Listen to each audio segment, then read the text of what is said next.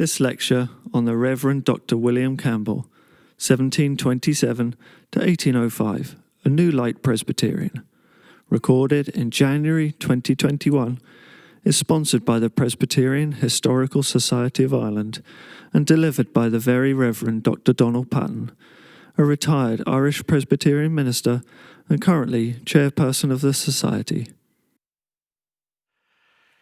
The name of the Reverend Dr. William Campbell, Irish Presbyterian minister, has been largely forgotten in the period since his demise in 1805. In his own ministerial lifetime, he was a prominent and well-known figure within the Synod of Ulster, and more widely. His historical significance is that in his surviving writings, we gain insight into the Irish Presbyterian mind of the mid-18th to late 18th century. He published 2 substantial pamphlets and left behind manuscripts which are in the custody of the Presbyterian Historical Society of Ireland. And these are, 1, Sketches of the History of Presbyterians in Ireland. Campbell was disappointed in his hopes of seeing this text published in his own lifetime. But the Presbyterian Historical Society of Ireland has published a transcript in November 2019. Secondly, the Campbell manuscript 1782 to 1797 comprises an account of Campbell's efforts to have the regium donum augmented late 1783 to the summer of 1784, and copies of correspondence relating to the same over several years. Thirdly, Adversaria 1772 to 1778, being study and historical notes relating to the Trinitarian controversy with Campbell's own comments. Fourthly, a genealogical table of the Reverend William Campbell, and then fifthly, his personal Bible. But first of all, let us ask, who was William Campbell, known as Will to family and friends? He was born at Newry, County Down, on the 9th of November 1727. One of 3 sons of Robert Campbell, a merchant of High Street, Newry, by his second wife, Mary Murdoch, a daughter of Robert Murdoch, also of Newry. Through intermarriage, the family became part of a network of leading Presbyterian families in the district that included the Ogles, Wallaces, Gordons, Corries, Pollocks, and Carlyles. Many of these were merchants who shared in the growing prosperity of the port of Newry. Campbell's family were members of Newry Presbyterian congregation, where the Reverend James Moody was minister 1740 to 1779. He was a non-subscriber. That is, he did not sign up to the Westminster Confession of Faith as the expression of his doctrine. The mature Campbell held non-subscribing principles, which he probably imbibed in part from Moody in the early years of his ministry, before Campbell went to Glasgow University in 1744 in preparation for ordination. He may also have been familiar with some of the young Francis Hutcheson's publications while Hutcheson was a tutor at a private academy for dissenters in Dublin during the 1720s. Campbell was licensed by the Presbytery of Armagh in 1750, and for several years from 1751, he acted as tutor to the family of John Bagwell of Clonmel. The Bagwells of Marlfield, their property near Clonmel, prospered in banking and commerce and were active in local politics. He spent some years with the family on the grand tour of Europe, especially in France, which afforded him the opportunity to extend his studies in general education. While in France, Campbell became fluent in the language. And he used his time to acquaint himself not only with French works, but also with continental literature, and his association with the Bagwells enabled him to move in educated circles within French society. Returning home in early 1758, Campbell fell in love with his cousin, Jane Carlyle, whom he married on the 3rd of November, 1758. They had 11 children, 7 sons and 4 daughters. 2 of the brothers, Robert and John, died young, and William, another Robert who emigrated to New York, James and Jane all predeceased their father. In 1759, Campbell was ordained and installed in his first church, the New Light Presbyterian congregation at Antrim, by the non-subscribing Presbytery of Antrim, in which the Reverends John Abernethy and James Ducal had ministered previously. He moved to Armagh in 1764, which meant he returned to the Synod of Ulster.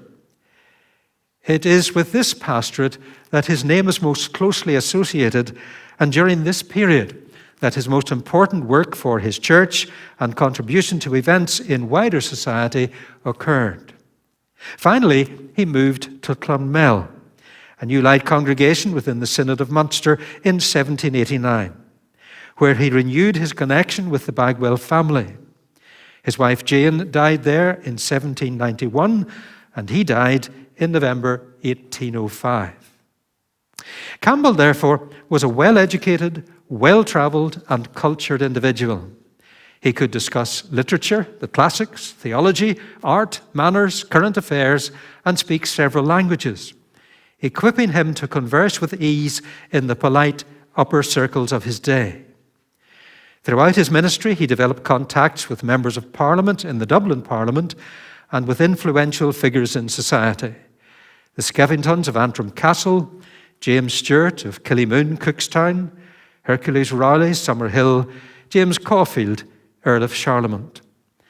The Synod of Ulster used his abilities and experience to represent the interests of the Church with government and highest society. He was elected moderator of the General Synod in 1773, and for a number of years acted as the Church's go-between with government and influential members of the Dublin Parliament. Presbyterians had a checkered reputation with those in power.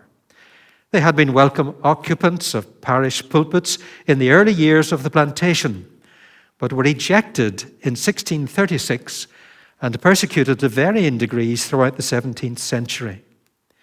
They were loyal supporters of King William III and of the Revolution settlement of 1691, and they expected to be rewarded. However, due to the opposition of the bishops of the established Church of Ireland, especially of William King, Archbishop of Dublin, 1703 to 1729, they were subject to the repressive penal laws. Though aimed mainly at Roman Catholics, they also oppressed dissenters who had to pay tithes to the established church, whose marriages were not legally recognized, who were forbidden to establish and teach in their own schools, and were excluded from office in the military, the legal profession, and civil institutions. As a consequence, a number of wealthy gentlemen confirmed the Church of Ireland to preserve their property and standing, thereby weakening the Presbyterian Church. Although these disabilities lessened over time, it was not until the disestablishment of the Church of Ireland in 1869 that they disappeared completely. Campbell was to the fore in defending the reputation of and fighting for the interests of the Synod of Ulster. I will choose three important areas to illustrate this, which also highlight the ever-present tensions within Irish Presbyterianism and the ebb and flow of their influence. These three areas are 1, education, 2, theology, and 3, the regium donum. Education. Presbyterians have always valued education highly, but have often been frustrated in opportunity to provide it and to avail of it. The clergy of the established church perceived their independence as a threat and took every opportunity to suppress their efforts to provide schooling. In 1641, Presbyterians in Antrim and Down complained to the English House of Commons that, quote, "the schools formerly much frequented are now utterly desolate." In 1698, the Synod of Ulster wrote to the Presbyterian Clotworthy Upton of Temple Patrick, then MP for Newton Ards, presenting grievances including, quote, "being obstructed in many places of having schoolmasters of our own persuasion to teach our children," unquote. The Sacramental Act of 1704 barred Presbyterians from civil and military offices and discouraged schools out with the control of the established church. Some academies did survive, for example at Antrim with the Reverend Thomas McGowan and Killilea with James McAlpine, but were often under threat from the ecclesiastical authorities. Some ministers ran small private schools to supplement their income, as did Campbell in Antrim. The parish schools and the royal schools were controlled by the established religion, and Trinity College Dublin was, in effect, closed to dissenters. So those wishing for a university education, which included candidates for the ordained ministry, had to attend one of the Scottish universities or travel abroad to such institutions as Leiden. The Church of Ireland did provide elementary education through its charity schools, and these were open to Presbyterians, but on condition that they attended the local Church of Ireland. William Campbell took a serious interest in the subject of higher education. In 1770, the Committee of Overtures of the General Synod of Ulster proposed new regulations for the licensing of candidates for the ministry to the Synod meeting at Dungannon. The overall effect of these regulations was to encourage a period of training for 4 years at Glasgow University in languages, logic, metaphysics, natural and moral philosophy, church history, and theology. Any candidates studying for less than the stated 4 years had their admission into ministry delayed. Upon application to the presbytery for licensing, each candidate was to be examined by the presbytery, the rigour of which depended upon the thoroughness of the training previously undertaken. The Synod approved these regulations unanimously. Campbell was a member of the committee, and he was chosen to correspond with the universities of Glasgow and Edinburgh, quote, to beg that the professors will be particular in the certificates they give to Irish Protestant dissenting students, to signify the time of their stay in the college each session, and give the best accounts they can of their moral characters, unquote. Campbell maintained his interest in the subject of education and became convinced that what was needed was a new Irish university which would not only provide for the education of theological students, but would offer a wide range of courses and be open to all comers, irrespective of denominational persuasion. By the early 1780s, he had conceived a grand scheme for providing a comprehensive and liberal education at university level, quote, to contend for the prize of literary flame with the nations around Ireland, unquote. He wanted an academic experience that would allow for free inquiry and would attract, quote, men of every religious persuasion, either teachers or scholars, unquote. A speech to the House of Commons made by the Right Honourable Walter Hussey Burr on the 5th of February 1782, in which he indicated his intention to introduce a bill to prevent persons being admitted to holy orders upon Scottish degrees, indicated the extent of the resistance which would have to be overcome. Then, in October 1783, John Hilly Hutchinson, Provost of Trinity College Dublin and a member of the Irish House of Commons, during a debate spoke of his preference for 2 or more public schools modelled on Eton and Westminster. After further reflection, in December 1785, Hutchinson forwarded a detailed plan to Thomas Ord, Chief Secretary for Ireland, 1784 to 1787, in the Duke of Rutland's government. Ord became intrigued by the subject and patterned his own comprehensive thinking on Hutchinson's proposals. Aware of the growing momentum, Campbell travelled to Dublin in 1786 and had a long conversation with Mr. John Foster, the Speaker of the House of Commons. He proposed that a committee be established to inquire into the constitution of various colleges on the continent and perhaps to visit them.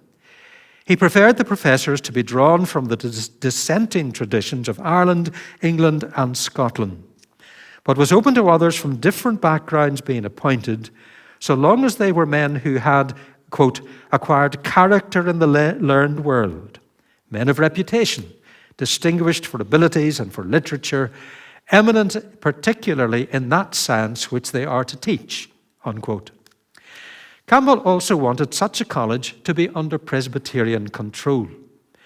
He quoted the government's efforts to attract Protestant immigrants from Geneva, and £50,000 to £60,000 was voted by Parliament to settle them in the village of New Geneva, about 6 miles outside of Waterford on the banks of the River Suir. Campbell pointed out to Foster that since the Genevois were Presbyterian, it was only just that the Presbyterians of the Synod of Ulster, who had been long established in Ireland and who, he insisted, had rendered good service to successive governments, should be allowed a college themselves. When Ord presented his plan to the Irish Parliament on the 12th of April 1787, it was stated that the system was to be open to all, regardless of religion, but asserted, quote, the children should be indispensably brought up in the established religion, and it should be under established church control. Campbell, for obvious reasons, did not like the plan. His hopes for the grand scheme he had espoused were dashed, and he felt undermined by the majority in the Synod of Ulster. Perhaps sensing that the authorities would never accede to such a grand scheme, they had encouraged and approved the Reverend Dr. William Crawford's academy in Strabane.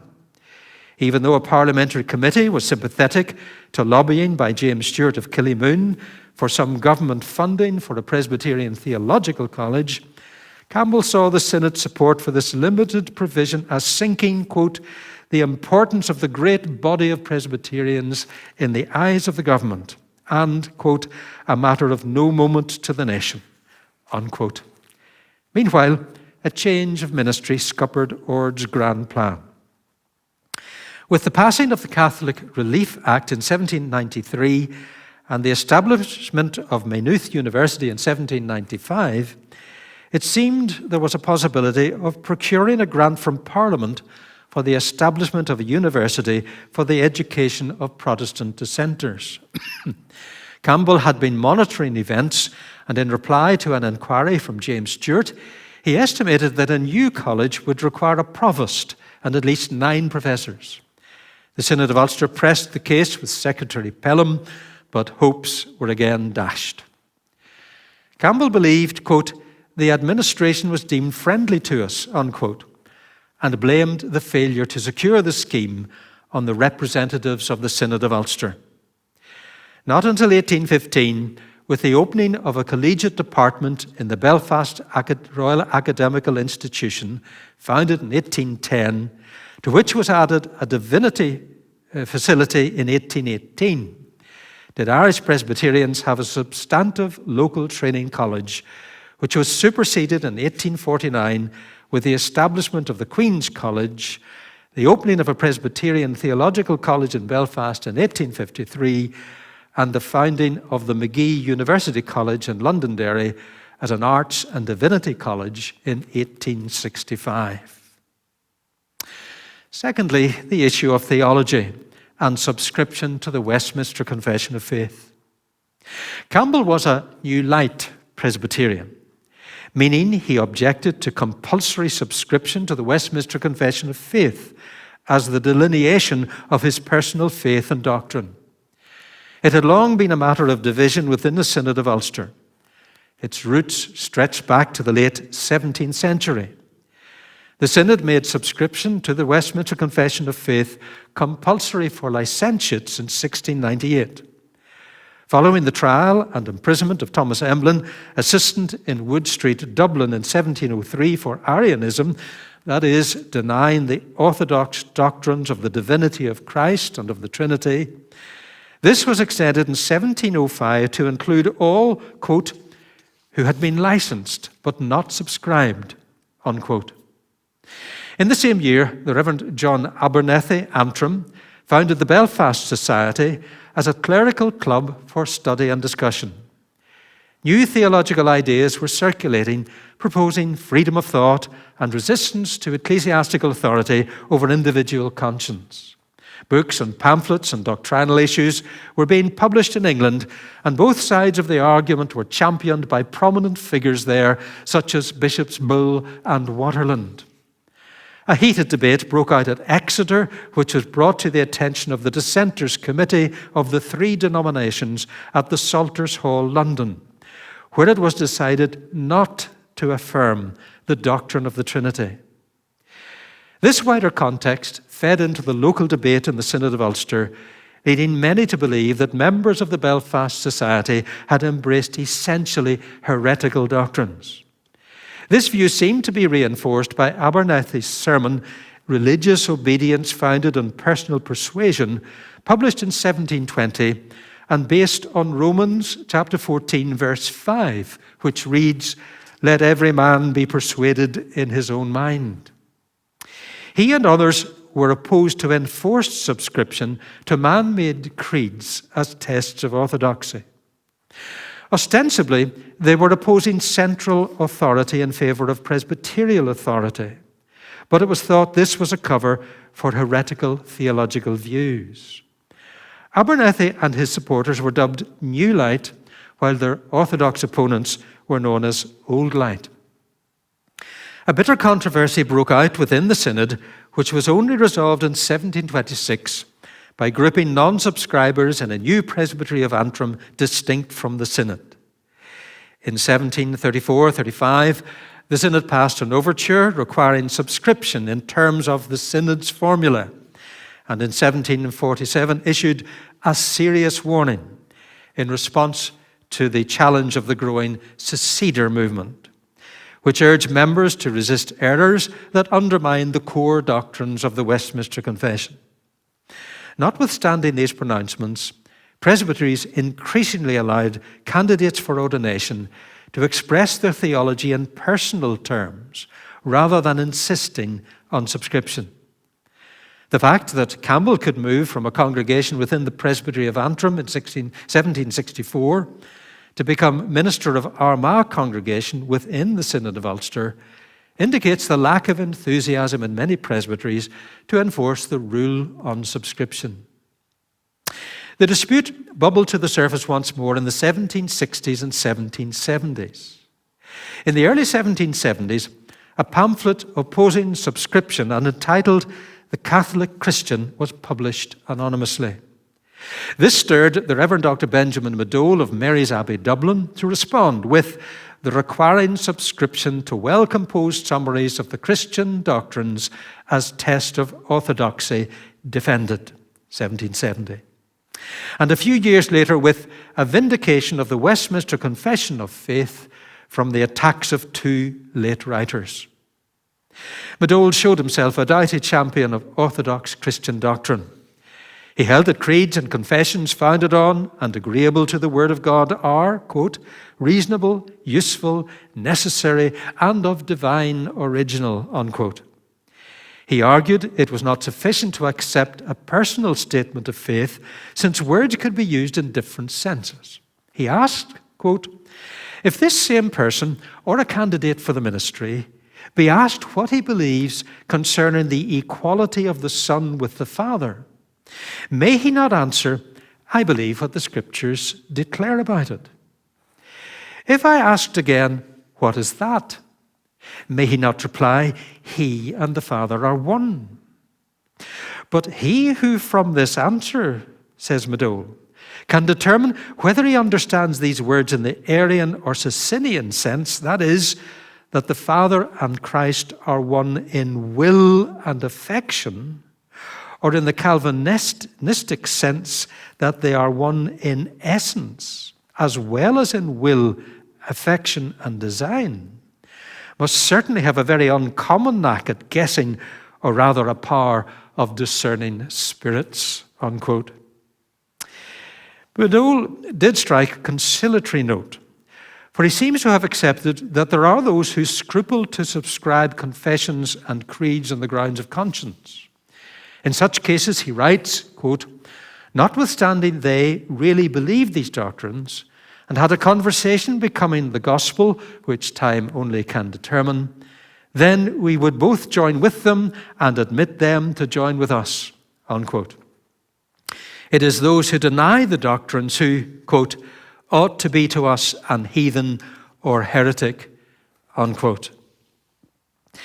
William Campbell followed this debate through the years. He made a close study of the issues and their history and noted his thoughts in a private notebook, Adversaria, dated 1772 to 1778. He concluded that various writers used key words such as homoousios in different ways, and that many of the leading figures were corrupt. He described Athanasius, the 4th century opponent of Arius and champion of Trinitarian doctrine, as a bigot, turbulent and factious, who by, quote, narrowness of mind set the Christian world in a flame, and by a cry of orthodoxy kept it burning while he lived, unquote. He was fulsome in his praise for the members of the Belfast Society, quote, as the enlightened and strenuous defenders of Christian liberty, unquote, against the accusations of a few weak or vicious men. In a sermon to the Synod of Ulster in 1774, as outgoing moderator, he declared the kingdom of God belonged to those, quote, who fostered enlightened understanding, unquote, and he lamented that, quote, we still meet with unacceptable party spirit and littleness of mind, unquote. The debate erupted again in 1782, when at the meeting of the Synod of Ulster in June, it was noted that in some of the presbytery returns there was no record of whether some who had been licensed and ordained had subscribed the confession of faith. The question was asked, quote, whether such presbyteries have only omitted to return the subscription of such candidates or ordained ministers, or intentionally neglected the synod rule concerning subscription, unquote. Benjamin Madole was one of the speakers in the long debate which followed. In his Sketches manuscript, Campbell says he had a conversation with Madole afterwards in which he advised that a continued debate could only damage the peace and the reputation of the church. And he challenged Madole to allow him to question him and 2 supporters before a committee of synod, in which Campbell was confident he would show there were many contradictions in doctrine within the Orthodox party. Madole declined, and the synod agreed a motion proposed by Campbell that the matter remained as before, that is, in the hands of the presbyteries.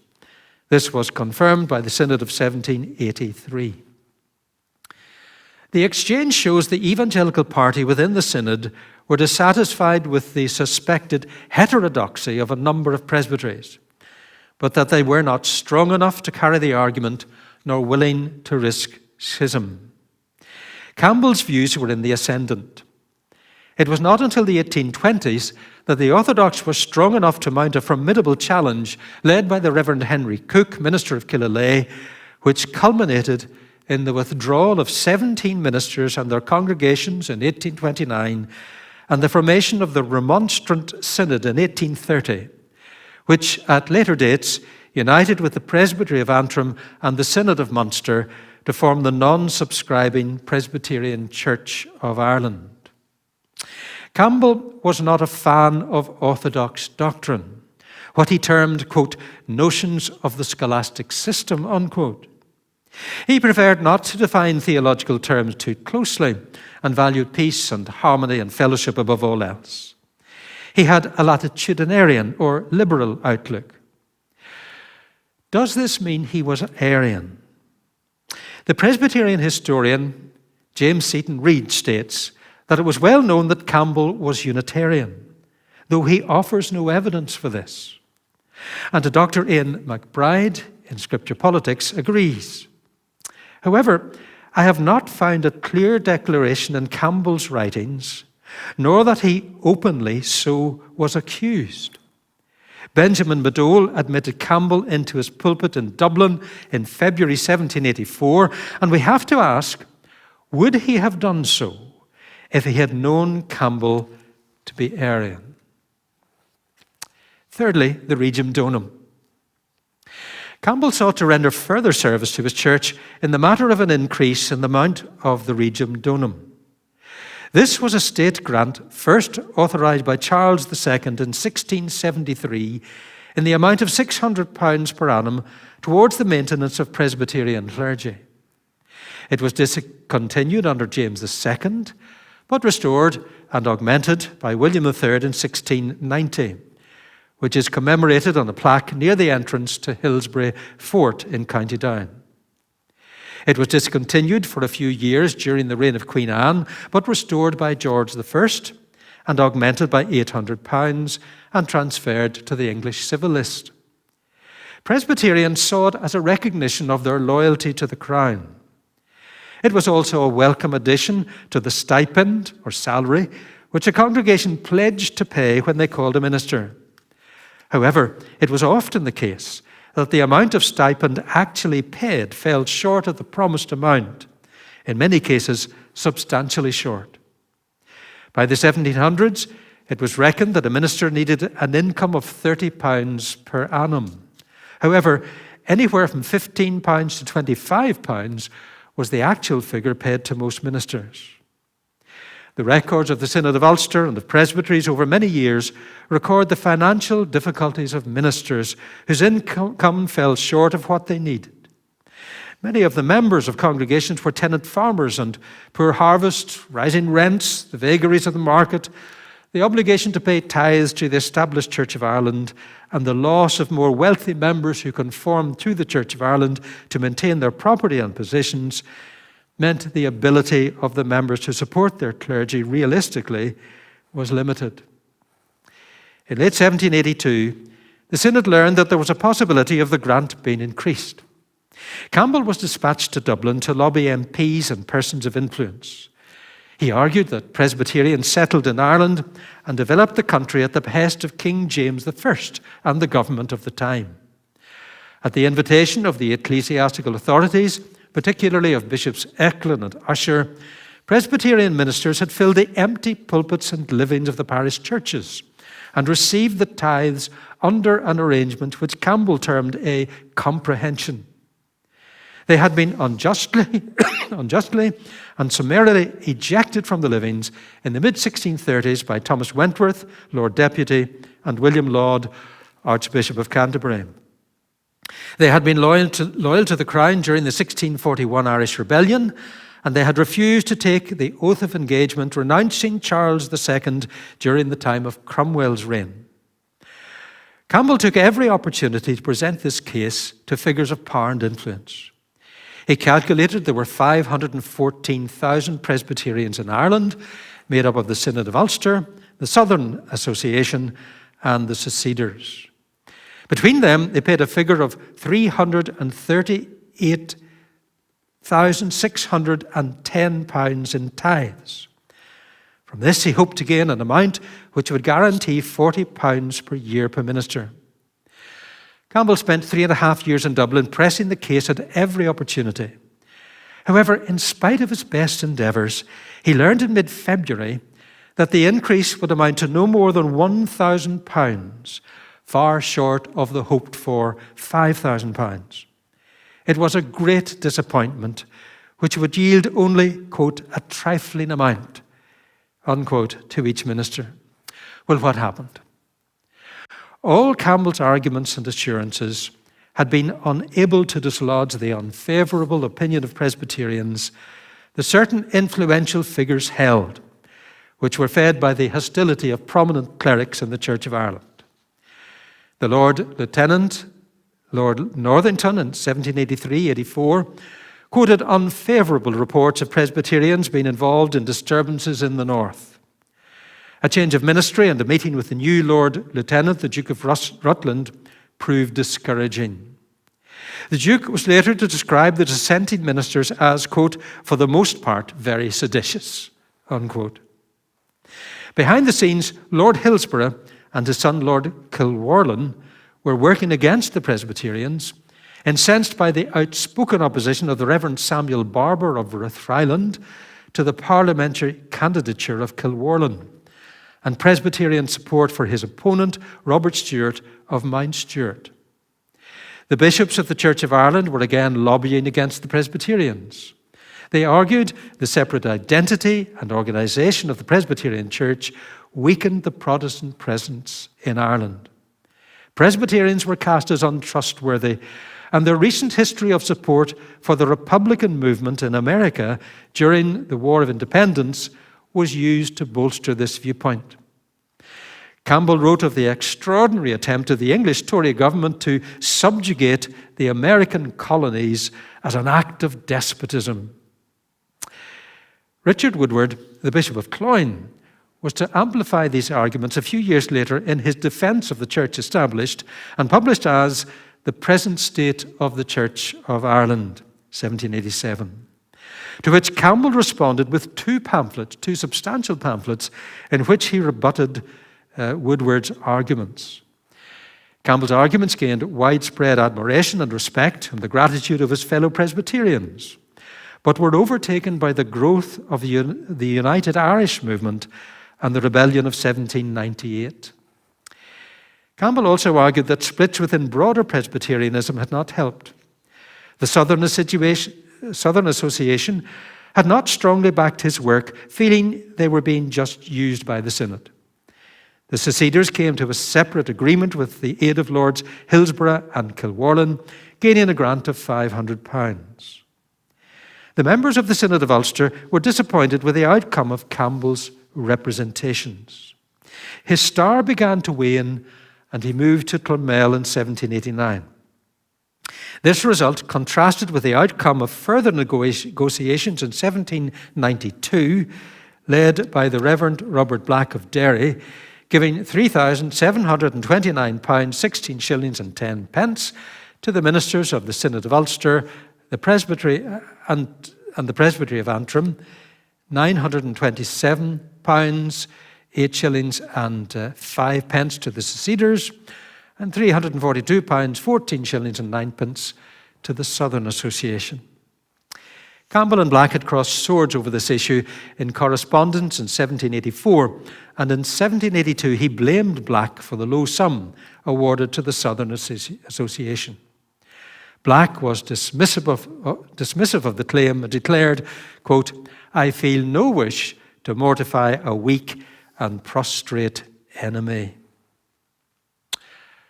How are we to assess Campbell's work? Campbell was a leading figure in the Presbyterianism of the 1770s and 1780s. He moved easily in the upper circles of society. He kept up his studies, which gave him a rich store of knowledge, and he was blessed with an excellent recall. His grasp of the essential points in debate made him a formidable opponent. A perusal of his writings illustrates his breadth of intellect, his mastery of detail, and his ability to see the big picture. His qualities and work on behalf of the Synod of Ulster and his defence of Presbyterians was greatly appreciated by his peers. He was a man of his time. His latitudinarian outlook was shared by many in the Synod. However, contrary tides in wider society prevented him from realizing his goals. Presbyterians were perceived as republican and therefore a danger to the rule of the crown and to good order. The authorities were increasingly uneasy at the enthusiasm with which they embraced the volunteer movement. This was formed at a time when the government was taking troops from Ireland and sending them to suppress the revolt of the American colonists, 1775 to 1783. Local landowners and men of influence raised what were in effect private armies from the tenantry. They dressed in semi-military style and drilled and held parades. Several ministers, Campbell among them, acted as chaplains and captains. They saw this as a means of showing loyalty to the crown, and they supported the Patriot Party in Parliament in pushing for reforms. They wanted legislative independence for the Irish Parliament and were successful in having some disabilities against Roman Catholics abolished and the Test Act repealed in 1780, which opened the way for Presbyterians to take part in public life. Others, however, perceived this activity as a threat, and with the growth of the United Irish movement in the 1790s and the outbreak of rebellion in May-June of 1798 involving many Presbyterians, they seemed confirmed in their opinion, leading to a severe crackdown and the abolition of the Irish Parliament in 1800 by the Act of Union. Although, like Campbell, The Reverend Robert Black was latitudinarian in his theology. He was conservative in his politics. And in the early 1790s, warned Presbyterians not to become involved in the United Irish movement.